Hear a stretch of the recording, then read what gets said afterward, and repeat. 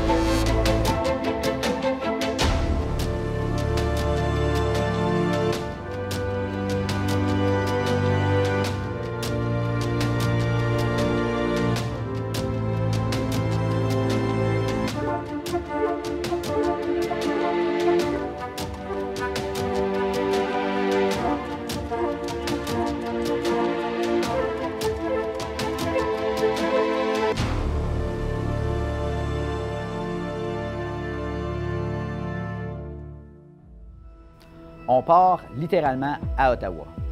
Qu'est-ce que ça veut dire? C'est que je vous présente un reportage que j'ai été faire sur place, en vrai. Je ne vous mets pas le reportage en contexte, je le fais déjà dans l'introduction de celui-ci. Sur ce, bonne émission.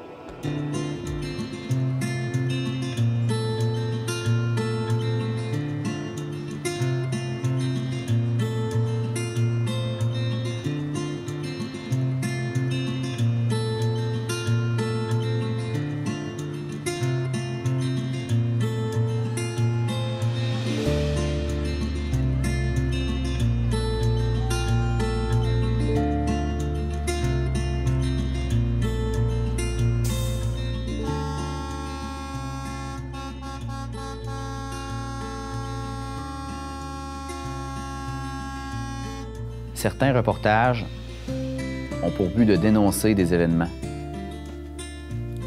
pour apporter un certain changement, pour apporter un éclairage nouveau sur ce qui se passe. Avec ce que je vous présente aujourd'hui, je n'ai pas la prétention de vouloir changer les choses. Je sais pertinemment que du temps s'est écoulé depuis mon passage à Ottawa et qu'à chaque jour, les événements évoluaient. Il faut voir le reportage que je vous présente aujourd'hui comme un témoin de l'histoire. Parce que ça en prend.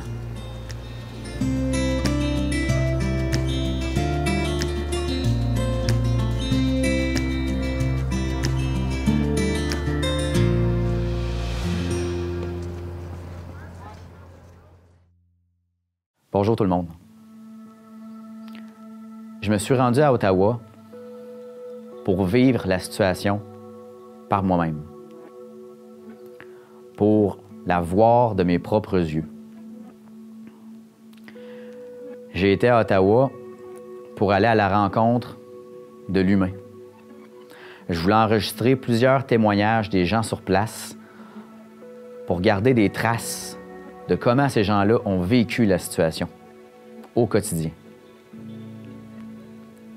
Je voulais avoir une information qui ne serait pas teintée des images que nous renvoient les médias de masse ou les réseaux sociaux. Je voulais que la TCBH ait ses propres images de la situation. Je me suis rendu compte assez vite sur place que tout ça était très gros. Peut-être même trop gros pour une télé communautaire de région. Je me suis senti rapidement dépassé par tout ce que je voyais là-bas. Je vous cache pas, il a fallu que je me questionne sur la place de la télé communautaire vis-à-vis de ce conflit-là. La place de notre mission dans tout ça. À quoi ça sert une TV communautaire, dans le fond? Pour certains, une télé communautaire, ça sert à filmer la messe du dimanche, les soupers spaghettis des organismes communautaires, puis les tirs de 4x4 annuels du village d'à côté. Peut-être. Entre autres. Mais je sais que toute l'équipe de la TCBH croit fermement qu'une télé communautaire, c'est d'abord là pour la communauté. Oui, pour la représenter. Oui, pour lui donner la parole quand elle veut parler, mais aussi pour lui montrer que ce qui se passe à échelle nationale, bien, ça la concerne aussi. Les médias de masse, sans les nommer, vous rapportent la nouvelle telle que eux la conçoivent. Nous aussi. Dans le reportage que je vous présente aujourd'hui, vous allez comprendre que pour les gens sur place, la place des médias dans ce conflit a toute son importance. Avant de commencer, je dois vous dire que je me suis rendu sur place du 6 au 8 février 2022, soit sur semaine. Le plus gros des manifestations où il y avait beaucoup de gens qui se rendaient sur place, c'était les fins de semaine. Pour tout vous dire, il y avait des milliers de personnes. Sur semaine, c'était pas du tout le même contexte. J'ai décidé de m'y rendre sur semaine pour voir la réalité des gens sur place, dans leur quotidien, si on peut appeler ça comme ça. Selon ce que les gens rencontrés m'ont dit, les fins de semaine, les autorités avaient moins de marge de manœuvre pour faire des pressions sur les camionneurs. Mais la semaine, quand toute la folie de la fin de semaine était passée, l'intimidation commençait. Je l'ai constaté. Dès les premiers instants où je me suis promené dans les rues d'Ottawa, que j'ai commencé à prendre des images, j'ai été interpellé par la bonne humeur des gens, les sourires. Ça n'avait rien à voir avec le désordre puis le danger que certains médias avaient rapporté. En 3 jours sur place, je peux vous le dire, je me suis jamais senti menacé. À part les sourires, ce qui m'a marqué, ça va avoir l'air un peu niaiseux, mais c'est la propreté des rues où les camions se trouvaient. Quand on pense à un siège, on serait porté à penser à un désordre, à un bordel où ce que les manifestations ont eu lieu. Mais les camionneurs étaient d'une propreté exemplaire pour garder cette image-là d'eux. J'ai même vu des citoyens, qui soient camionneurs ou pas, ramasser les quelques rares déchets qui étaient au sol. Puis, d'après leurs habits, c'était clairement pas des employés municipaux dont le travail était d'entretenir la propreté des rues, là. Ce que j'ai vu, ce sont des gens qui circulaient librement en discutant de leur quotidien. J'ai croisé personne qui semblait effrayé ou même dérangé par la présence des camionneurs. Certains de ceux que j'ai interviewés m'ont même dit que les locaux, ceux qui vivent sur place, qui passaient les voir, les félicitaient d'être encore là, puis même les remerciaient. C'est sûr que dans tout ça, il y a des citoyens d'Ottawa que le siège a dérangé. C'est certain. Mais là où l'action se passait, c'était dans le quartier des affaires de la ville, près du Parlement. De ce que j'ai pu en constater en me promenant à Ottawa, les rues résidentielles étaient plus reculées. Et ceux qui avaient à circuler en voiture au cœur de la ville, ce qui a été mon cas, je vous dirais que c'était pas plus embouteillé qu'un lundi après-midi à Montréal. Puis j'y ai vécu, là. Non. Si vous voulez mon avis, là, les personnes qui ont été les plus dérangées par le siège des camionneurs, c'est ceux qui se rendaient travailler au Parlement. Mais ça passait. Ils pouvaient se rendre travailler à tous les jours. Pour les gens qui aimeraient avoir une espèce de comparatif visuel, là, je vous dirais que j'avais plus l'impression d'être à la Grande Virée de Saint-Jean-de-Dieu que d'être dans une ville assiégée. Puis encore, à la Grande Virée, c'est pas mal plus brillant, puis on y retrouve pas mal plus de déchets au sol.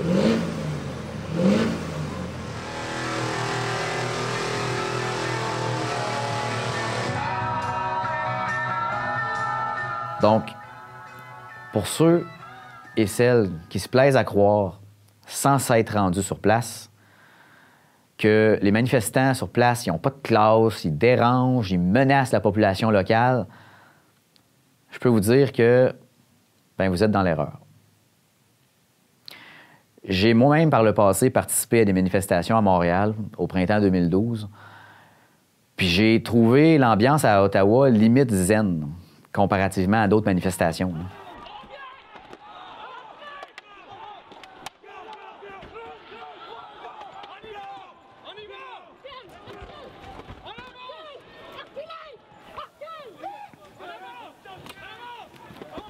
De ce que j'ai pu en constater de mes propres yeux, les gens sur place demandaient seulement à être entendus, d'ouvrir un dialogue avec le gouvernement et d'une manière très pacifique.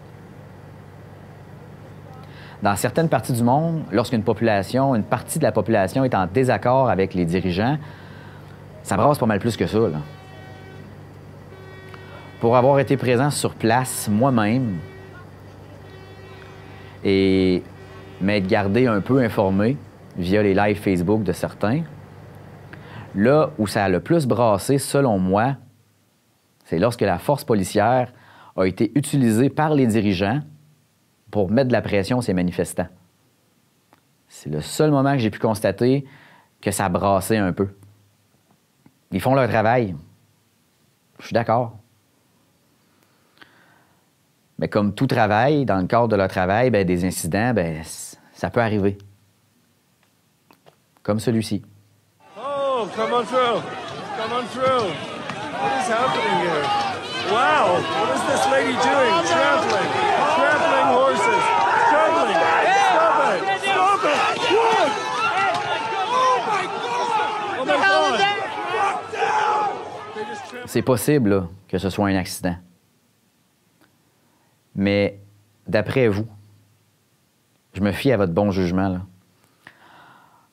Envoyer des chevaux rentrer d'une foule puis piétiner des citoyens canadiens en 2022,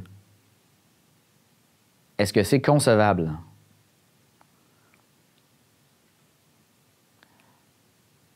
Est-ce que c'est concevable? Lorsque j'ai vu ces images-là, j'ai été bouleversé. Je me suis demandé dans quel pays on était rendu. Bienvenue à Ottawa. Bienvenue au Canada. Mis à part la bonne humeur et la propreté, une autre chose qui m'a frappé lorsque je me promenais dans les rues, c'est l'investissement personnel financier que les camionneurs ont eu, pour la plupart. Certains ont même été jusqu'à imprimer directement des slogans sur leur véhicule. Je suis certain que certains parmi vous vont me dire que c'est eux autres les pires, qui ont sûrement de l'argent à perdre, mais entre vous et moi, là, entre ça puis dépenser plusieurs centaines de dollars pour une semaine de vacances dans le Sud, je me dis que tout le monde a le sens des priorités qui lui est propre.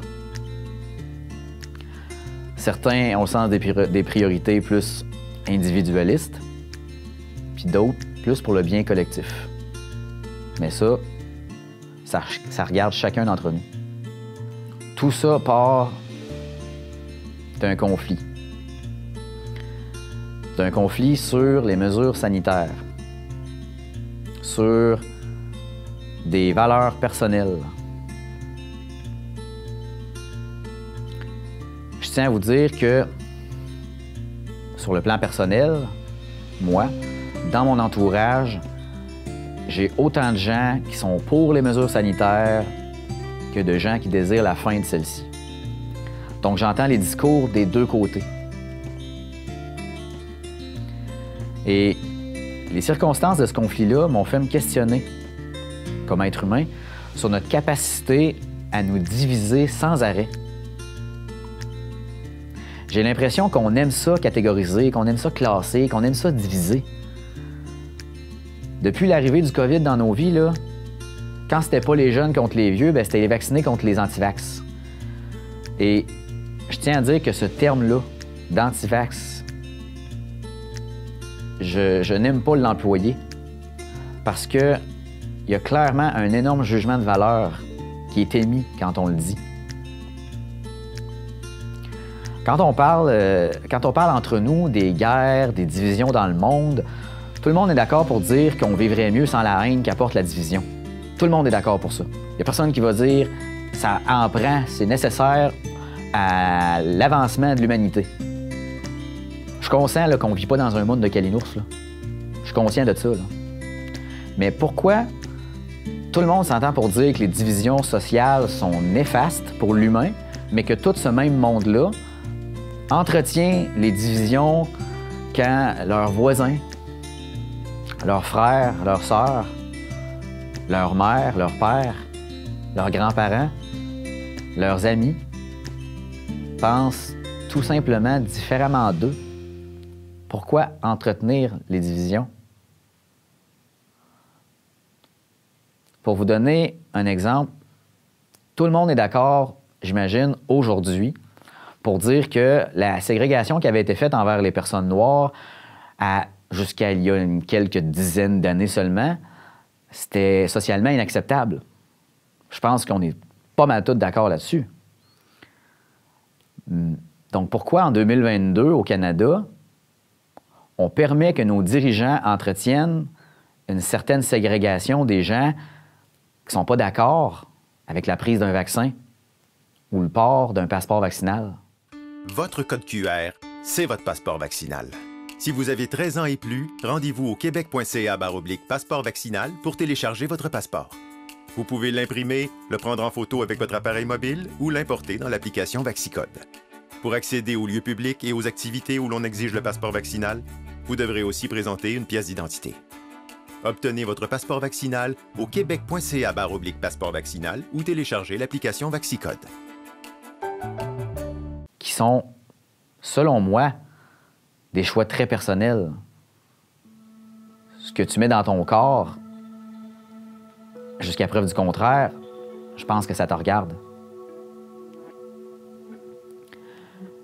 J'ai visionné tout récemment le film documentaire Le Grand Cercle du réalisateur Seb Rioux. Je vous le conseille à tous. Grossièrement, ça raconte comment un groupe Facebook de partage communautaire, Le Grand Cercle des Basques, a vu le jour. Eh bien, à Ottawa, là, j'ai retrouvé le même esprit de partage, d'entraide, de soutien qu'on peut retrouver dans ce groupe Facebook-là. Je me demande comment des gens aussi bien intentionnés, aussi bienveillants les uns envers les autres, peuvent avoir une aussi mauvaise image médiatique. Je vous le mentionnais au début. Pour les gens sur place, la place des médias dans ce conflit a toute son importance. La raison pour laquelle je me suis rendu sur place à Ottawa, c'était pour constater moi-même la situation, puis pas me fier seulement à ce que les médias de masse ou les réseaux sociaux nous rapportaient. Je vous l'ai dit, j'avais en tête de réaliser des tonnes d'entrevues avec les gens sur place puis de montrer l'humain dans tout ce conflit-là. Bien, ça n'a pas été facile. Ça n'a pas été facile parce que, comme je vous le dis, la place des médias pour les gens présents, c'était super important. C'était tellement important pour eux d'accorder aucune entrevue. J'ai vraiment senti que la confiance des gens envers les gens de télé ou de médias quelconques, ça avait pris un grand coup. L'époque où on pouvait dire « je l'ai entendu à la TV, ben ça doit être vrai », je peux vous le dire, c'est derrière nous. Même si je me présentais avec les meilleures intentions du monde, que je leur disais que je présenterais les faits réels, pas retouchés, pas déformé par le journalisme, ben, très peu de gens m'ont accordé leur confiance. Puis aujourd'hui, ben, je peux y comprendre. Parce que les faits présentés ont été présentés d'une certaine manière par certains médias. Puis c'est pour ça que les gens aujourd'hui, ben, ils n'ont plus confiance envers quelqu'un qui porte une caméra ou qui porte un micro. Je trouve ça triste. Par contre, j'ai réussi à avoir la confiance de certains d'entre eux. Des gens comme vous et moi, du monde bien normal. Rien à voir avec des manifestants dangereux qui menacent puis qu'on pourrait s'imaginer des stéréotypes de leur image. C'était des gens bien intentionnés. Des gens d'un peu partout. Bien, si jamais ils regardent ce reportage-là, je vous remercie de m'avoir accordé votre confiance.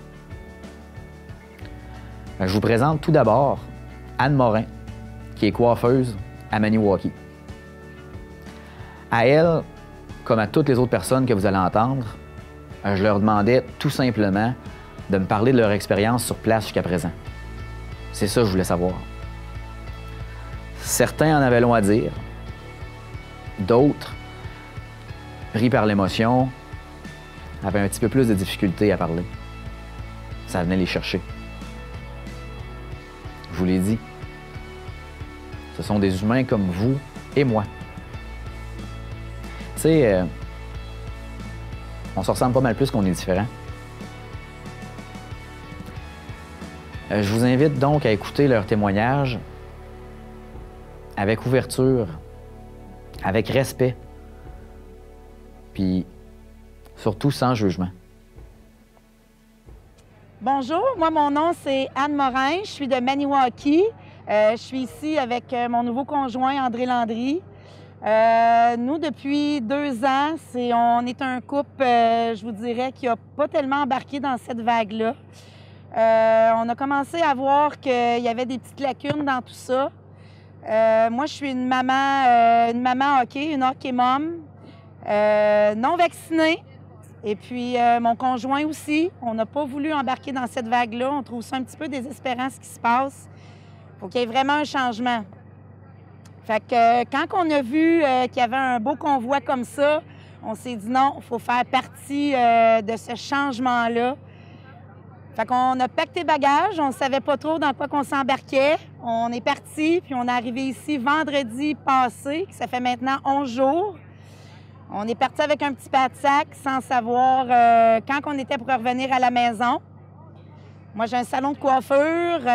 Mon conjoint, il y a un super beau terrain dans la nature. On a tout laissé ça tomber pour retourner, je crois, quand ça va être terminé, puis les choses vont s'être replacées. Puis ici, que du bon monde, de la vérité, des sourires, des personnes de tout âge, de toute nationalité. Il n'y a plus de différence, il n'y a plus de couleur de peau. Il n'y a plus... il y a des hauts et des bas, par exemple. Écoute, on dort ici, c'est pas évident, les klaxons. Ça peut venir... ça vient difficile sur le mental, un petit peu. Mais on a du bon soutien, un bon entourage, une belle organisation. Puis on voit que la population ne veut pas qu'on s'en aille. On est bien servi. Les choses qu'il y a dans les médias, c'est pas toujours la réalité. Ils font beaucoup de choses pour brainwasher les gens. Mais là, tout le monde est tanné, là. Les gens se revirent du bon côté. Puis on est ici pour rester, vraiment. Moi, depuis 10 jours, 11 jours qu'on est ici, je pleure à tous les jours parce qu'il y a des mamans, des papas, de petits-enfants, d'adolescents qui viennent nous voir, comme quoi qu'il y en a des adolescents qui se sont suicidés dans les 2 dernières années. Il y a des femmes qui ont perdu leur travail. Il y a des messieurs qui ont pris leur retraite plus tôt. Ça prend du changement, puis on est ici pour ça. Juste pour vous dire aussi, là, je sais que les réseaux sociaux, la télé peuvent démontrer des choses un petit peu plus à l'extérieur de la ville aussi, qu'il y a peut-être un peu plus de grabuge, tout ça. Il y a des policiers, oui, qui n'ont peut-être pas le choix de faire leur travail, mais je vous dirais, là, la majorité et même presque toutes sont avec nous. Sont tannés eux aussi. Sont beaux, ils viennent nous voir, ils nous donnent la main, ils nous encouragent, ils nous trouvent courageux, sont très pacifiques. Je peux comprendre là, qu'ils ont un travail à faire à un certain moment donné, mais de toute beauté. L'armée aussi, je pense, qu'elle est avec nous autres. On n'est pas toutes seules, là. Et ça va bien aller, puis on est tous ensemble, c'est garanti, là. Même la nuit, les policiers, ils passent, ils nous sécurisent. Ils nous disent qu'ils sont là, même si on les voit pas, ils sont là. Fait qu'il y a... Regarde, fiez-vous pas au négatif, le positif l'emporte, je vous le dis. Salut tout le monde, moi je suis vraiment ici pour nos droits et libertés. Puis ça se passe bien. Ce qu'ils disent aux nouvelles, c'est ils nous cachent encore, ils nous cachent encore. Moi c'est mon 11e matin ici. Puis j'étais allé coucher au motel la première fois hier, là, puis je suis revenu par le même chemin qu'hier, puis ça rajoutait encore des camions. Puis on va prendre soin de nous autres, on va carrer de tout. Tout ce qu'on veut, c'est venir nous aider. Puis c'est comme ça qu'on va y gagner, d'après moi. Je viens de Roxton Falls, au Québec, près de Granby. Je suis coiffeuse, mais depuis la pandémie, ça a touché gros mon commerce. Donc là, je fais de la soudure avec un ami. Fait que, je suis venue ici pour l'avenir de mes enfants, de mes futurs petits-enfants. Puis parce que c'est assez. Là, on s'en va vers un régime communiste, puis ça n'a pas sa place au Canada du tout. Depuis samedi passé. Oui, ça va faire 9-10 jours, là. Sur place, c'est super. Pour vrai, la seule chose qui nous manque, c'est des toilettes, parce que la ville n'en a pas déployé. Fait qu'il faut courir un petit peu après ça. Sinon, les gens sont super généreux, on manque pas de bouffe, on manque pas d'essence. Ça va super bien. Il y a juste hier que la police a voulu faire un petit peu d'intimidation, mais ça n'a pas fonctionné du tout, là. Ça va super bien. D'habitude, ils se promènent, ils parlent au monde.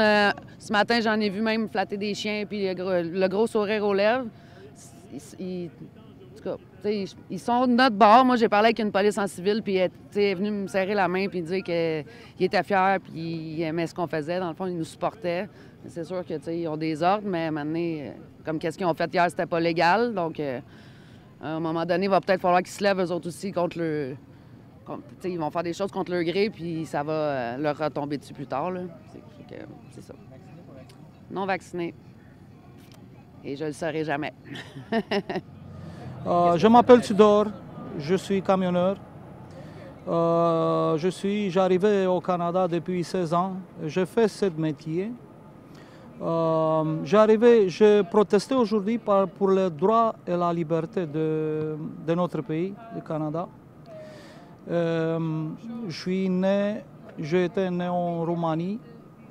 En Roumanie, pour la période de 45 ans, était une dictature, Ceausescu, dictature communiste. Le communisme, c'est un cancer pour les pays comme Canada. Le Canada, c'est le dernier bastion de la liberté et les droits pour les hommes, pour les peuples. Si on perd ça, c'est définitivement perdre toute la liberté dans le monde. Il n'y a pas de roi, il n'y a pas de dictature ici.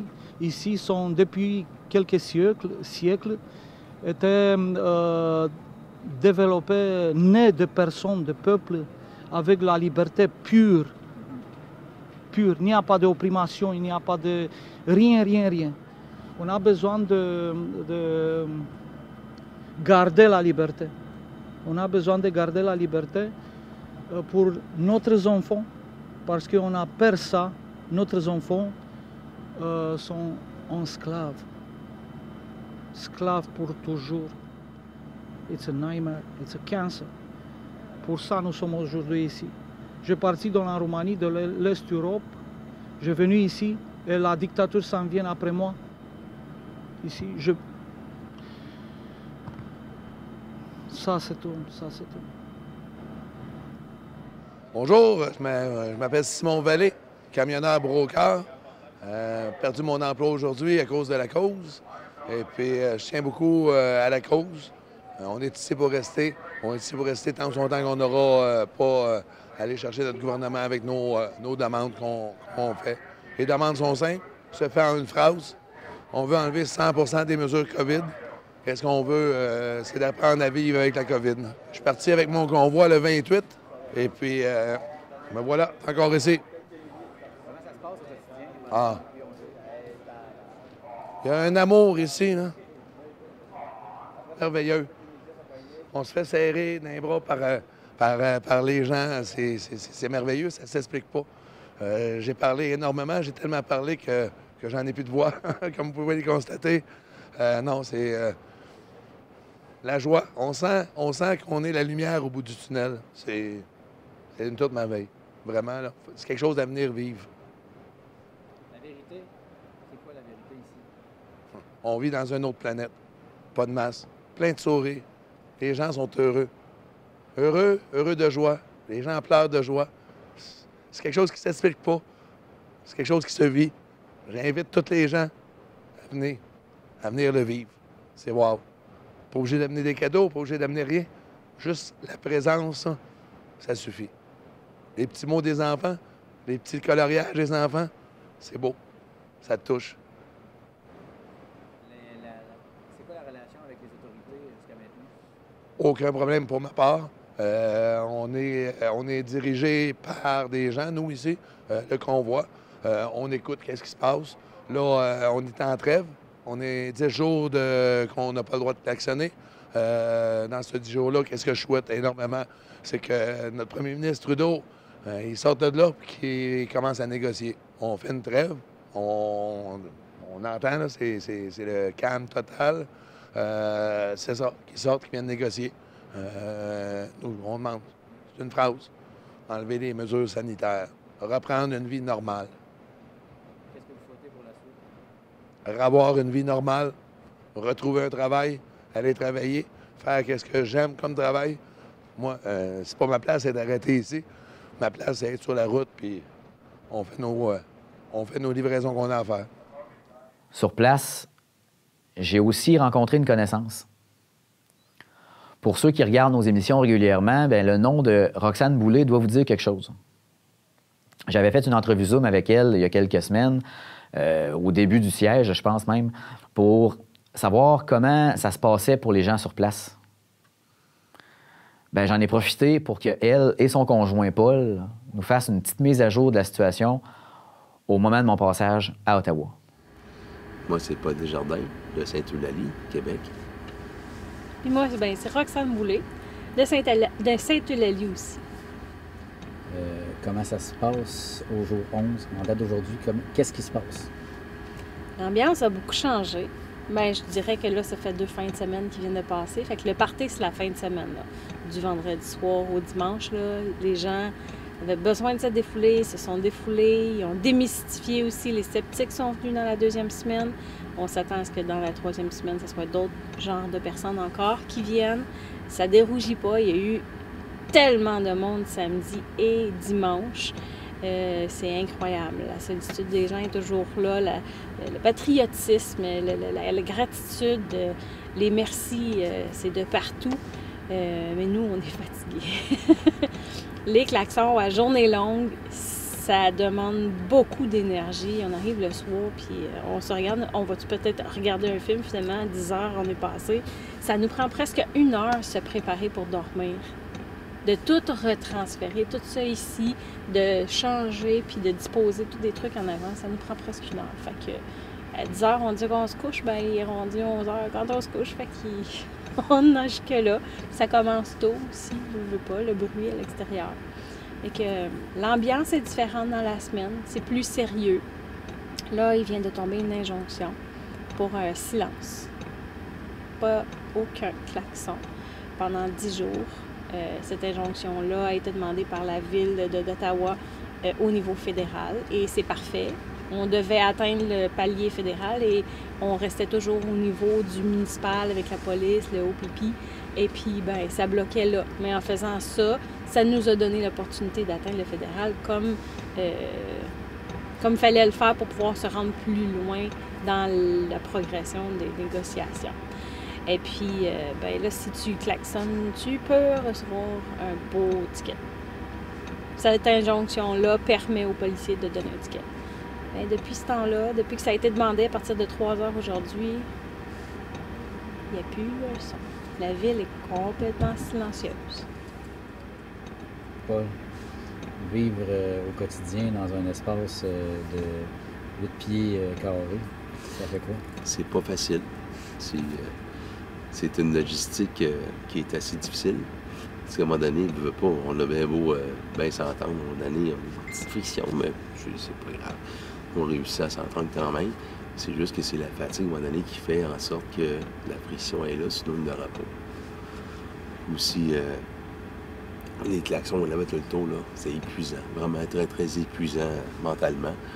Mais je te dirais qu'aujourd'hui, on commence à repogner du mieux. Parce qu'on n'a pas eu de bruit aujourd'hui. Et puis, ce qui nous a comme un petit peu aidé à matin, là, c'est l'injonction. Ça nous a comme donné un petit regain. Parce qu'il fallait que ça arrive, là. Et je pense qu'on a atteint notre but. Bien, au moins une partie du but est toujours bien là.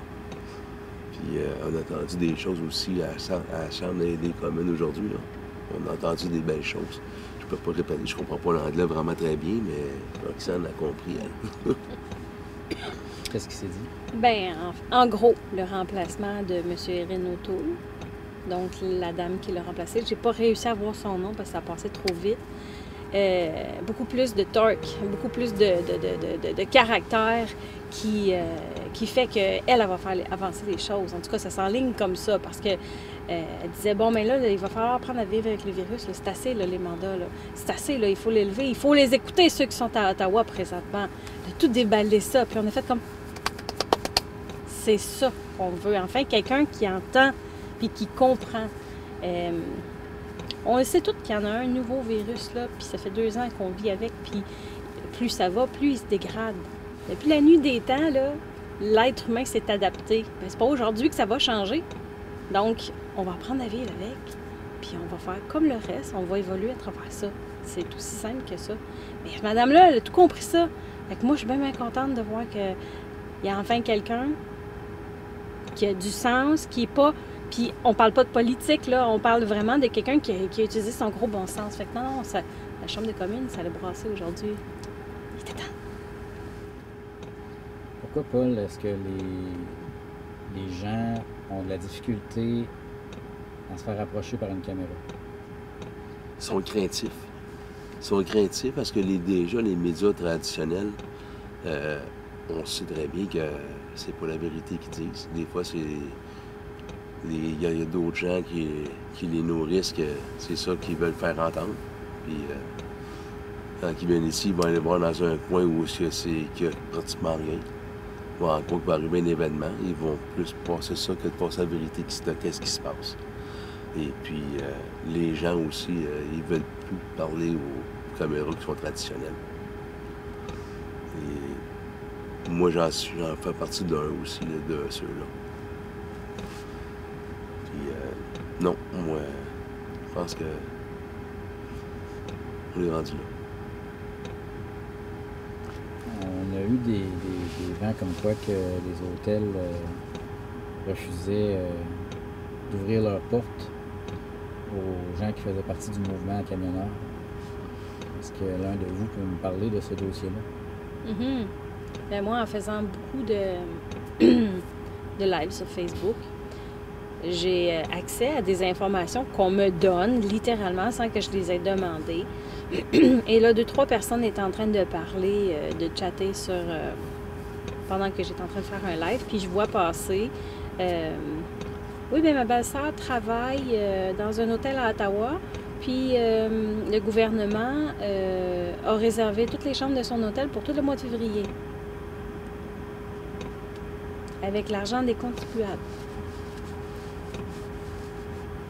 Ben, c'est sûr que si c'est l'argent du gouvernement, c'est l'argent des contribuables, tu sais. Fait que c'est pas juste un hôtel qui est booké à Ottawa présentement, c'est tous les hôtels. Tous. On sait, on les a tous appelés parce qu'on voulait avoir une chambre pour pouvoir avoir l'occasion de pouvoir aller prendre une douche. Fait qu'on est à demander de l'aide pour pouvoir prendre une douche aux 2-3 jours. C'est fantastique. Fait que ça fait partie des moyens de pression qu'ils vont faire pour essayer de nous faire s'en aller. C'en est un. L'autre, c'est l'injonction, mais c'est correct, on a abouti où est-ce qu'on voulait. L'autre, c'est l'intimidation d'hier avec de récupérer les bidons d'essence, de diesel que les gens apportaient, les arrêtaient sur le chemin, puis ils leur enlevaient, ils confisquaient tous les bidons. Ils n'ont pas le droit. Il n'y a aucune loi qui interdit que tu transportes des bidons, à moins que tu ne saches pas remplir ta tondeuse ou ta souffleuse. Là. Il faut que tu puisses transporter ce que tu as de besoin. Mais ils ont décrété l'état d'urgence, puis ça a entré dans l'état d'urgence en disant « Bon, bien, c'est des matières dangereuses qui transportent, c'est dangereux. » C'est comme s'ils ne savaient plus quoi trouver comme excuse pour qu'on s'en aille. Bien, écoutez-nous. Écoutez-nous, puis on va finir par s'en aller. C'est juste aussi simple que ça, au lieu de fermer les yeux. Mais là, là, ils ont remis les bidons. Parce qu'ils se sont rendus compte qu'ils étaient filmés plusieurs fois. Ça l'a passé beaucoup sur les réseaux sociaux. Fait que avant de se retrouver en cours, et même si on a émis l'étiquette en passant, ils vont être payés déjà. Ou, en tout cas, il va y avoir une affaire qui va s'arranger. Ils vont sûrement être annulés. Vu qu'ils ont remis les bidons, tu viens de dire que tu viens de faire une erreur, tu reconnais ton erreur. Fait que ça va sûrement être tout annulé. Mais bref, on subit beaucoup d'intimidation par rapport à ça. Ils veulent qu'on s'en aille, mais on s'en ira pas. Jusqu'à temps qu'on ait été entendu. C'est pas mal ça. On ne partira pas. Les bidons d'essence, c'est des matières dangereuses. Ravitailler les camionneurs en nourriture, c'est rendu mal vu. C'est pas une matière dangereuse, à ce que je sache. Mais oui, effectivement. Et aujourd'hui, il n'y a personne qui est passé pour nous donner de la nourriture. Personne. Même pas un café. Rien. Pourquoi? Bien, parce qu'ils ont été avertis, les citoyens ont été avertis que s'ils se voyaient pris en train de donner de la nourriture, ils pourraient manger une contravention. Sous quelle loi? Encore une fois. Il n'y a pas de loi qui dit que tu n'as pas le droit d'emmener de la nourriture à quelqu'un ou de l'essence pour le dépanner. De toute façon, les quantités d'essence qu'ils emmenaient dans leur petit traîneau, c'est même pas requis d'avoir des cartes de matières dangereuses. La quantité n'était pas suffisante pour ça. J'en ai des cartes de matières dangereuses, puis je sais comment procéder. La quantité n'était pas suffisante. Et puis, c'est comme Roxane disait, ça serait comme dire que tout le monde au Canada sont pas capables de mettre de l'essence dans le véhicule ou encore dans leur tondeuse. Ça prendrait des cartes de manipulation de produits dangereux. Ça n'a aucun sens. Dans moi ni dans moi. L'état des rues aujourd'hui, qu'est-ce que vous auriez à en dire? Le fait qu'il y ait des camions qui soient partis? Bien souvent, les camions qui sont partis, c'est pas des brokers comme moi je suis. C'est des chauffeurs de compagnie. Déjà là, ces compagnies-là, ils ont été quand même assez gentils de laisser leurs chauffeurs ici quasiment 10-12 jours. Je peux comprendre que tu as plusieurs camions. Disons que c'est dur à absorber. Même un, c'est dur quand même, tu sais. Mais c'est quand même bien quand même le temps qu'ils ont été là. Puis les rues... on t'a fait le tour tantôt, tu as vu les rues, comment ils sont... il y a certaines rues que tu vois rien dedans. Moi, je suis content qu'il y ait mis des blocs où il y avait des rues qui avaient des vitrines à grandeur partout. Au moins, ça évitait des bris de vitrines si jamais il y aurait eu un débordement ou peu importe quoi, mais il n'y en a pas eu. Comme ici, il n'y a pas de danger de bris de vitre nulle part, de toute façon. C'est pas arrivé. C'est pas arrivé, il n'y a pas de violence. Les jeunes à jouer au hockey dans la rue, pas de danger là, tu sais. Puis il y avait des jeux gonflables plus loin pour les enfants, puis il y avait du fun, puis il y avait tout le monde avait du plaisir. Puis peu importe la nationalité qu'il y avait les personnes, bien, tout le monde était content de se voir. Même des fois, ils s'amenaient de me parler. Je parle pas beaucoup anglais, puis ils s'amenaient de me parler, puis ils sont contents. Et là, c'est la joie. Je suis tout joyeux avec eux autres, quand même. Puis c'est pareil pour moi. Je rencontre un anglais, puis je parle en français, lui, il comprend pas, mais il est content pareil. Est-ce que vous auriez à dire à quelqu'un qui vous dirait ouais, ben, va te faire vacciner puis continue ta vie comme tu l'avais avant? Ben, non. Non, parce qu'on m'a demandé de me faire vacciner pour aller aux États-Unis, puis j'ai refusé. En réalité, 2 fois que j'ai pris un rendez-vous pour y aller, puis tout a fait en sorte que je puisse pas y aller. Camion brisé, tempête de neige, je peux pas me rendre à temps, appel pour canceller, les 2 fois. J'ai dit, il va y avoir un message là-dedans. J'ai dit, non, on n'ira plus. Puis je suis pas déçu. Puis ça n'a rien changé de ma vie de ne pas traverser aux États-Unis.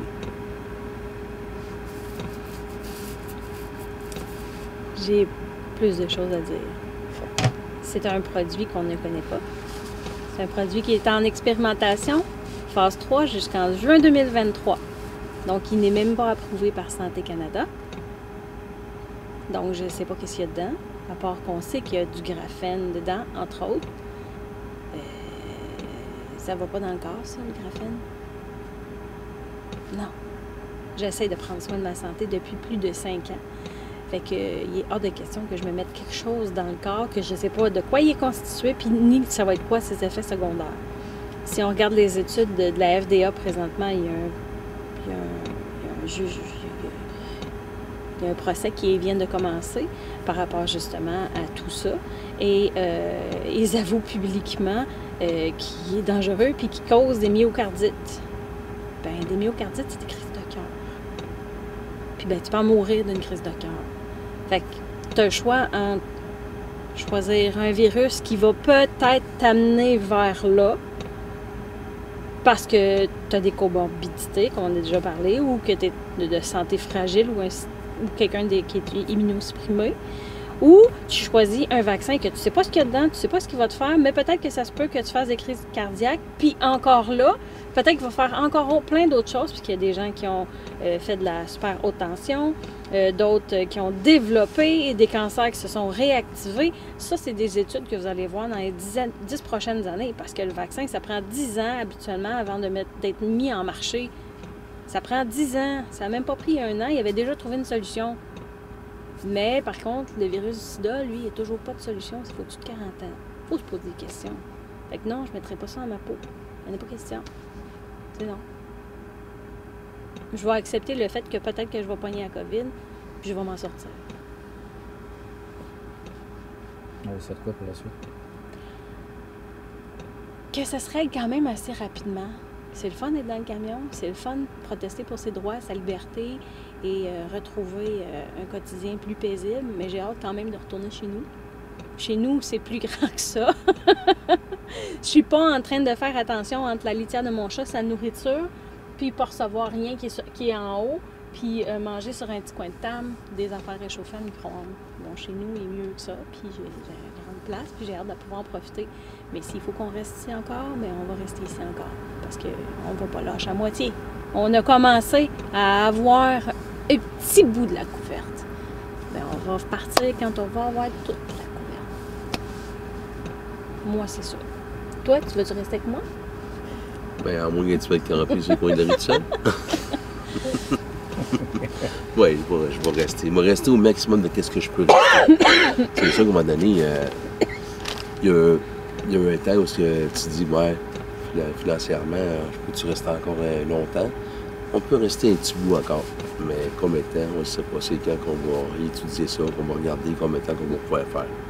Probablement d'ici là, ça va être probablement fini. Là. Ça va bien être fun. Là. Oui. Merci. Merci à vous. Merci d'être là, d'être venu prendre le pouls de la ville, comment on est aussi. Puis, je suis contente de vous avoir rencontré en personne. Roxane, Paul, merci. Merci de cette rencontre riche. La journée de mon départ, j'ai décidé de me rendre au quartier général des organisateurs du siège. Sur place, j'ai rencontré Georges Tiger, qui est l'un de ceux qui s'occupent des convois québécois. J'étais avec d'autres représentants des médias qui attendaient de lui parler. On avait été mis sur le côté comme médias, on attendait. Bien, je peux vous dire que Georges a été d'un respect et d'un calme remarquable dans ses réponses. Il n'accordait aucune entrevue. pour les raisons que je vous ai mentionnées tantôt. Mais je pense qu'il accordait aucune entrevue parce qu'il était pas mal occupé. Il y avait pas mal de choses à s'occuper sur place. Tu sais, je m'attendais pas à décrocher l'entrevue que d'autres médias n'auraient pas eu. Je suis pas différent des autres. Je portais un micro, une caméra. Mais j'ai pu parler avec lui. J'ai pu lui exposer les raisons pourquoi j'étais là sur place, lui expliquer que je comprenais aussi pourquoi que les entrevues étaient rares. Je l'ai constaté moi aussi. Ben, il m'a traité avec le plus grand respect. Puis à la fin, il m'a même serré la main. Après 2 ans à sentir la froideur des mesures sanitaires, je vous dis pas ce qu'une poignée de main fait au cœur. Après m'avoir remercié de m'être déplacé, Georges m'a référé à un de ses collègues pour que je puisse faire une entrevue quand même. Ça a vraiment été gentil de sa part. Je voulais que cette personne-là m'explique ce qui était fait sur place au quartier général. Ici, on prépare la bouffe, on prépare des lunchs pour le soir, pour aller porter ça aux camionneurs pour qu'il ne manque pas de bouffe. Où est-ce que c'est qu'il y a des enfants, on va porter des choses pour les enfants, des jouets, tout le kit, pour que tout le monde se sente comme s'ils seraient chez eux, mais ils vivent dans un truck.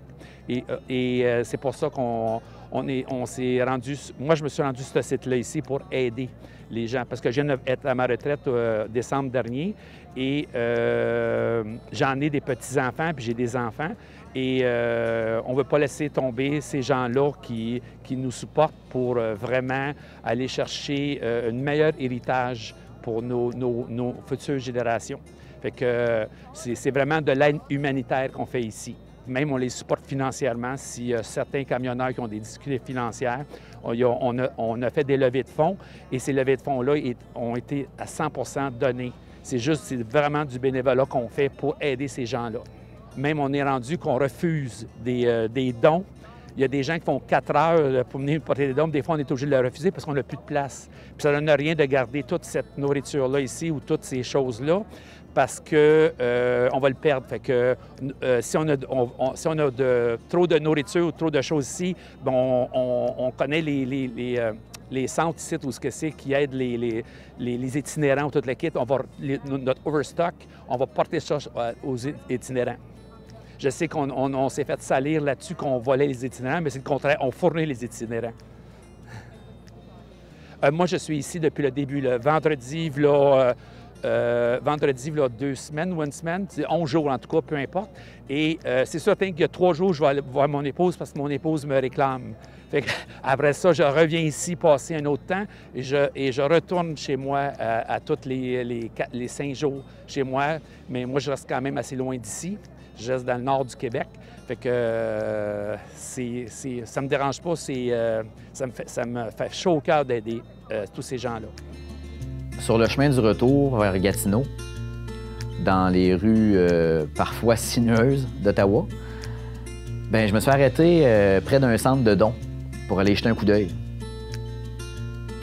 Ben, la générosité des gens que le bénévole que vous venez d'entendre a décrit, il y en avait une partie qui était gardée là, sous un chapiteau, à l'abri des intempéries, puis prêt à aider quiconque en avait besoin. J'ai pu rencontrer Elisabeth, qui vient de Montréal, qui aidait à la distribution des dons. Elle y parle de la communauté tissée serrée sur place, la communauté qui s'est forgée sur place. Le même type de communauté d'entraide que j'ai pu réaliser dans le documentaire de Seb Rioux dont je vous parlais tantôt. Moi, c'est Elisabeth, je viens de Montréal. Moi, je suis venue à Ottawa dans les premiers jours juste pour voir ce qui se passait. Mon intention, c'était vraiment juste de venir voir pour moi-même. Puis, plus que ça allait avancer, plus que les jours vont avancer, j'ai vraiment vu qu'il y avait comme une communauté qui était en train de se développer, puis que les ressources, ça rentrait là, à flot. Tout ce que tu as besoin, si quelqu'un avait besoin d'une douche, de faire du lavage, si quelqu'un avait besoin d'une chambre pour dormir, peu importe ce que tu as besoin, il y a quelqu'un qui va s'en occuper, qui va prendre soin de toi, dans le fond, parce que c'est tellement important qu'il y a des gens qui restent sur les lieux, puis que le mot d'ordre, c'est un peu hold the line, là. Je sais pas c'est quoi en français qu'on utilise comme mot. Donc, les gens de l'extérieur sont vraiment généreux, puis nous apportent beaucoup de matériel, beaucoup de toutes sortes de choses pour que les gens qui sont ici soient confortables. Donc, une douche chaude à chaque jour, les gens qui offrent de faire du lavage, ils apportent des chaussettes, des hot pads, ils apportent des brosses à dents, ils apportent du déo, du savon à lessive, ils apportent tout ce que tu peux avoir besoin. Il n'y a vraiment aucun... il n'y a personne ici qui est laissé à soi-même. Donc, moi, c'est ça. Moi, où je suis stationnée, il y a une tente qui s'est créée devant mon auto. Puis, c'est toutes des dons de citoyens. Puis, c'est vraiment une initiative citoyenne. Là. Il y a vraiment des gens qui me demandent c'est qui les gens qui apportent ces choses-là. Puis, moi, je ne sais même pas c'est qui ces gens-là. Donc, c'est vraiment des gens qui arrivent avec des boîtes pleines, justement, des sleeping bags, des oreillers, des bas, peu importe, là, même des caleçons, toutes les choses que quelqu'un peut avoir besoin. Donc, c'est ça mon expérience pour le moment.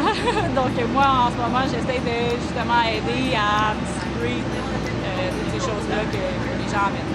Okay.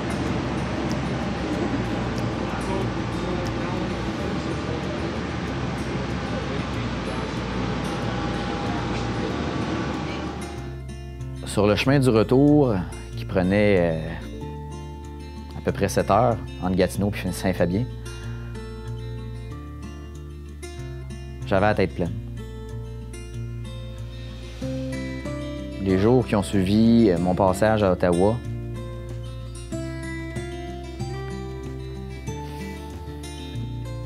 j'ai eu le cœur gros. Contrairement à ceux qui étaient là depuis plus de 10 jours, moi j'ai été là juste quelques jours.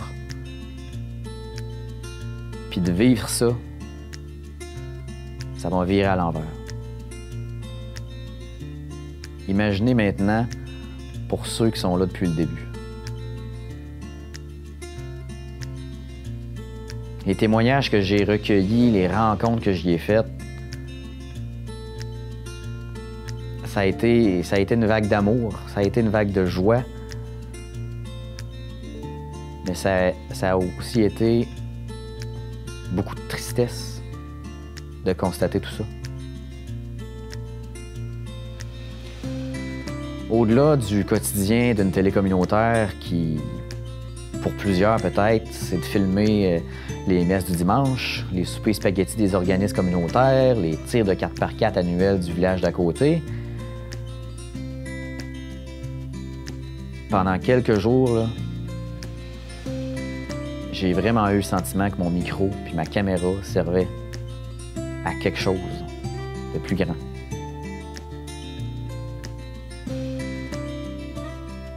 Rien qui peut changer l'histoire,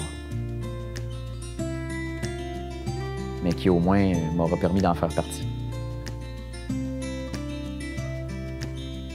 Je vous remercie de m'avoir écouté.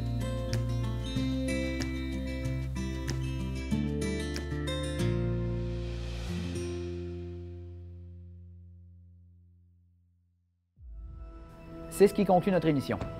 J'espère que vous aurez apprécié le contenu qu'on vous a présenté cette semaine, encore une fois. Si vous avez des commentaires, des questions ou même des propositions de sujets à nous faire, je vous invite à nous écrire sur tcbh.tv, à nous suivre sur Facebook ainsi que sur YouTube. Salut tout le monde, je vous souhaite une très bonne semaine.